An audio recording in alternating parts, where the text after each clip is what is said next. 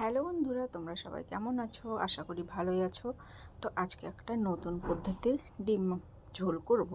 তো দেখো, এখানে মটরশুঁটি রেখেছি, ডিম রেখেছি, মশলা, পেঁয়াজ কুচি, আলু সেদ্ধ করে রেখেছি।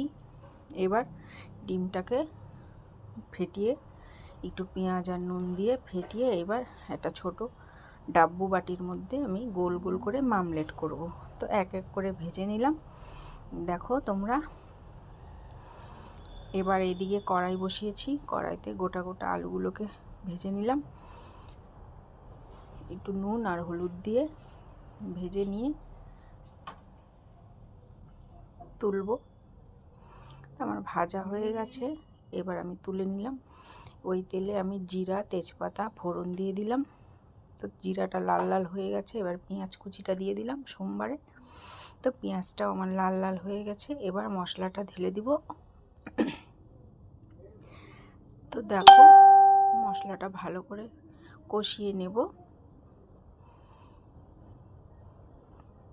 তো নতুন করে পদ্ধতি করে রান্না কে কে এরকম খেয়েছো অবশ্যই জানাবে। তো মশলাটা হওয়ার পরে আমি মটরশুঁটিগুলো দিয়ে দিলাম। মটরশুঁটিটা একটু নেড়ে চেড়ে নেব, কারণ কাঁচা একটা গন্ধ থাকে। তারপর আলুগুলো দিয়ে দিলাম। এবার ভালো করে কষিয়ে জল দিয়ে দেব। তো দেখো, আমার কষানো হয়ে গেছে, এবার আমি জল দেব।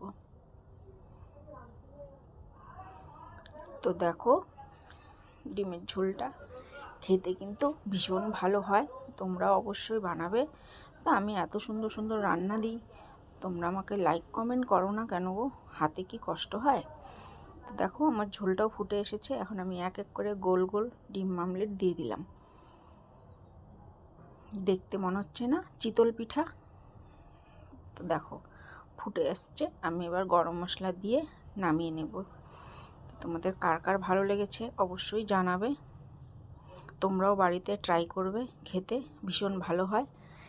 তো সুস্থ থেকো সবাই, ভালো থেকো। নেক্সটে আবার একটা ভিডিও নিয়ে আসবো। টাটা।